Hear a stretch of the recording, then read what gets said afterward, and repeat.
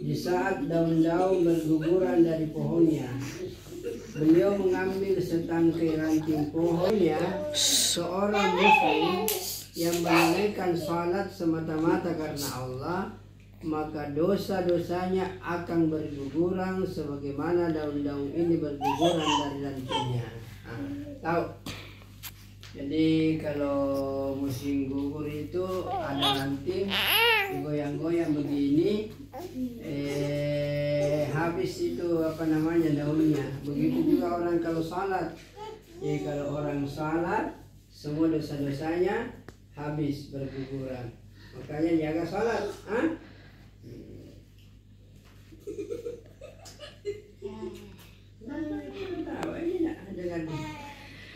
Kemudian hadis ketiga dari Utsman radhiyallahu anhu berkata, aku dan Sayyidina Salman radhiyallahu anhu berada di bawah sebatang pohon sama gini.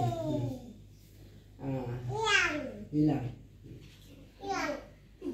An Abi Hurairah radhiyallahu anhu qala, sami'tu Rasulullah sallallahu alaihi wasallam yaqulu, ara'aytum law anna nahran li babi ahadikum yaghtasilu fihi kulla yawmin 5 marrat hal baqiya min daranihi syai'un qalu la yabqa min daranihi syai'un qala fadzalika masalus salawatil 5 yamhullahu bihinnal khataya. Artinya dari Sayyidina Abu Hurairah radhiyallahu anhu berkata, aku mendengar Rasulullah sallallahu alaihi wasallam bertanya, bagaimana pendapat kalian jika ada sebuah sungai di depan pintu rumah, kemudian ia mandi 5 kali sehari di situ, kira-kira masih ada kotoran yang melekat pada tubuhnya? Sahabat mengatakan, tidak ada kotoran lagi yang melekat di tubuhnya. Rasulullah bersabda, itulah perumpamaan salat 5 waktu. Dengan mengerjakan salat 5 waktu, Allah Subhanahu wa ta'ala akan menghapus seluruh dosa-dosa. Jadi kalau kita kotor toh, banyak debu atau banyak kotoran, kalau kita mandi habis toh, tidak ada kotoran. Kalau kita kira-kira mandi 5 kali, masih ada kira-kira kotoran. Kalau 5 kali mandi bersih sekali. Begitu juga kalau kita umat Islam, kita sholat, maka dosa-dosa itu Allah hapus semuanya. Makanya jaga sholat.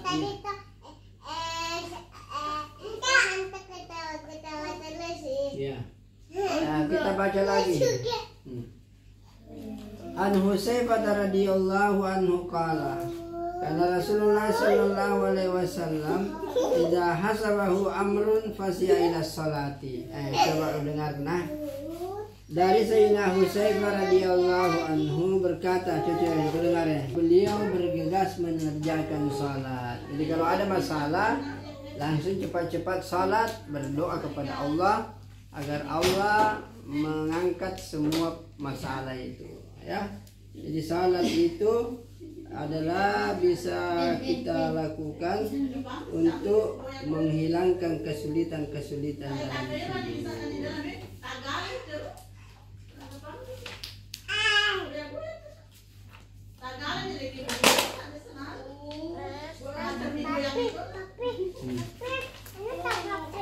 Ya, simpan. Kita baca pentingnya ya salat berjamaah. Ahsanul wudu'a thumma kharaja ila al-masjid la yukhrijuhu illa as-salatu lam yahtu khutwatan illa rubiyat lahu biha darajah wa hutta anhu biha khati'ah fa idza shalla lam yazalil malaikatu tusalli alaihi ma dama fi musallahu. Dari Abu Hurairah radhiyallahu anhu berkata bahwa Rasulullah sallallahu alaihi wasallam bersabda, salat seseorang laki-laki berjamaah dilipat gandakan 25 kali dibanding dengan salat sendiri atau salat di rumahnya. Ada juga mengatakan 27. Demikian itu jika orang berwudu dengan sempurna lalu pergi ke masjid semata-mata salat, maka ia tidak melangkah satu langkah kecuali ditinggikan 1 derajat, naik derajatnya toh, dihapus baginya 1 kesalahan. Jika ia selesai salat, maka malaikat selalu berdoa untuknya selama ia duduk di tempat salatnya selagi belum berhadas. Kemudian malaikat berdoa, ya Allah ampunilah ia, ya Allah rahmatilah ia, dan ia dianggap terus-menerus mendapatkan pahala salat selama menunggu salat. Jadi kalau pergi ke masjid jangan cepat-cepat pulang. Pulang? Pergi salat di masjid. Jangan. Rasulullah sallallahu alaihi wasallam man qara'al Qur'ana wa amila bima fihi bisa walidahu tajan yaumal qiyamati da'uhu ahsanu min da'i syamsi fi buyutid dunya law kanat fikum fama zannukum billadzi amila bihadza. Coba supaya kau hafal semua Al-Qur'annya, baca ini. Dengar tunah. Dari Sayyidina Mu'az Al-Juhani radhiyallahu anhu, Rasulullah sallallahu alaihi wasallam bersabda, barang siapa membaca Al-Quran dan mengamalkan apa yang terkandung di dalamnya, maka kedua orang tuanya akan diberikan mahkota pada hari kiamat yang cahayanya melebihi cahaya matahari kalau matahari berada di rumah-rumah kalian. Maka bagaimana pikiranmu mengenai orang yang dia sendiri mengamalkannya? Jadi ada orang kalau kau hafal Quran, maka kedua orang tua muamu nanti kalau kau hafal Quran, maka bapakmu ibumu dikasih pakai mahkota yang cahayanya bercahaya lebih terang dari matahari. Masya Allah.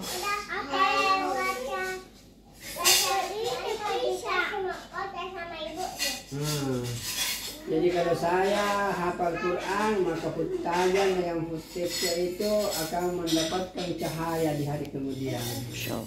Kalau ada anakku atau cucuku yang hafal Quran, saya juga dapat cahaya di hari kemudian. Hafal Quran semua nah? Insya Allah. Okay. Insya Allah. Allah.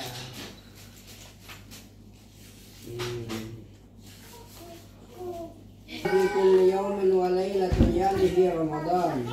Wa inna li kulli muslimin fi kulli yawmin wa lailatan da'watan mustajabah. Hari tanggal 1 Rajab berarti 2 bulan lagi masuk Ramadan. Sungguhnya Allah Subhanahu wa taala mempunyai hamba-hamba yang akan dibebaskan dari api neraka setiap siang dan malam, yakni pada bulan Ramadan. Sesungguhnya setiap orang muslim pada setiap malam bulan Ramadan, siang dan malam bulan Ramadan, punya satu doa yang pasti dikabulkan.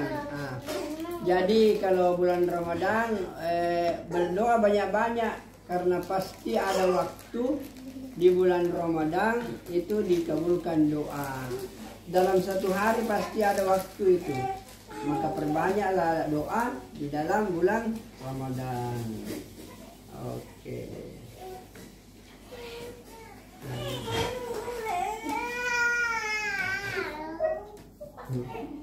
Apa pun seni itu.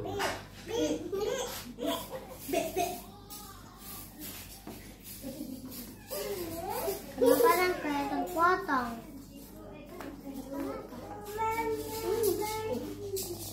Tidak dulu, cari dulu. Semangat anak-anak toh, dan lipat itu. Anak-anak dalam beragama, melatih anak-anak berpuasa. Dengar kona melatih. Dilatih, memang dilatih berpuasa. Tunggu dulu saya baca hadisnya. Semangat anak-anak dalam beragama. Yang pertama, melatih anak-anak berpuasa. Kisah mengenai Sayyidina Rubai binti Muawiyah radhiyallahu anhuma telah diketengahkan dalam kisah terakhir bab pertama. Ia meriwayatkan bahwa Rasulullah Shallallahu Alaihi Wasallam mengumumkan, sekarang ini hari Asyura, hendaklah kalian berpuasa. Mulai saat itu kami selalu berpuasa di hari Asyura dan melatih anak-anak kami juga berpuasa. Jika anak-anak menangis karena lapar, kami akan menghibur mereka dengan membuka pintalan kapas yang telah ditenun. Mereka bermain seperti itu hingga datangnya waktu berbuka. Jadi kalau anak-anak puasa supaya tidak lapar, main-main toh, main-main. Nah, puasa semua kan? Nah, oke. Ini untuk ikut semangat anak-anak ini dalam berjuang. Ya. Ketika masih kanak-kanak, Umair radhiyallahu anhu adalah hamba sahaya milik Sayyidina Abu Lahab. Saat itu semangat ikut dalam berjihad merupakan spirit bagi setiap orang, baik dewasa maupun anak-anak. Sayyidina Umair juga sangat ingin menyertai perang Khaybar. Majikannya pun membantunya dengan meminta izin kepada Rasulullah agar memperbolehkan ikut berperang. Akhirnya Rasulullah Shallallahu Alaihi Wasallam mengizinkan dan memberinya sebuah pedang yang digantung di lehernya. Karena pedangnya terlalu panjang dan tubuhnya pendek, pedang itu terseret di atas tanah.